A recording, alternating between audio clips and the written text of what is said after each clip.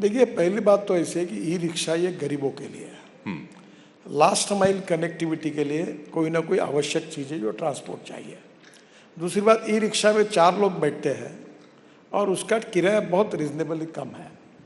जब ये e rickshaw बना तब इसमें स्वाभाविक रूप से जो ऑटोमोबाइल कंपनियां थी वो भी कोर्ट तक गई, क्योंकि एक्सेल इस कंपनी का था, चक्का उसका था, तो इसके ऊपर बहुत विवाद हुआ।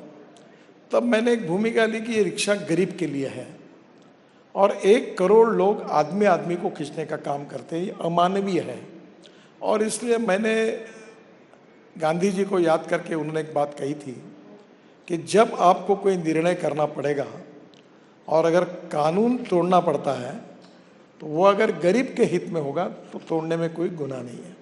तो मैंने ये सबको मान्यता देकर वो रिक्शा अगर मैं स्टैंडर्ड में रखता तो 1.5 लाख रुपए की होती, तो मैंने उसको करके 80,000 रुपये में वो मिलने लगी ताकि गरीबों को वो कर सके। फिर धीरे धीरे उसमें एक प्रॉब्लम आया कि ये डुप्लीकेट पार्ट और इधर उधर के, मैं कोई देशों के नाम नहीं लेता, उसकी मोटर लाके ये करके ये चलने लगा। अभी ऐसा हुआ है कि 2 व्हीलर मैन्युफैक्चरर बड़ी कंपनियां भी अब ई ऑटो रिक्शा बना रही है, ई रिक्शा बना रही है।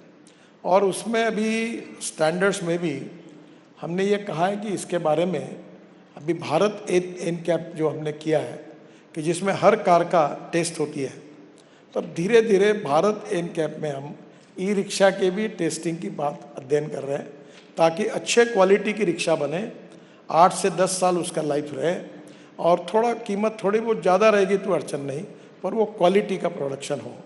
दूसरी बात, ई रिक्शा में ड्राइविंग लाइसेंस नहीं लगता।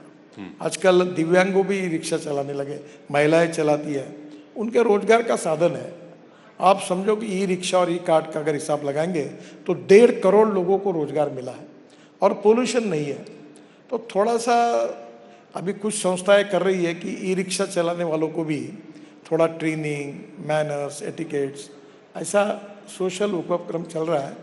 अब उसको ड्राइविंग लाइसेंस और सब में लाएंगे तो उससे तकलीफें बढ़ेगी।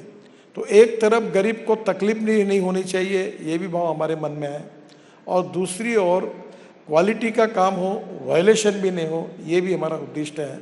दोनों के बीच में से वे आउट निकालेंगे।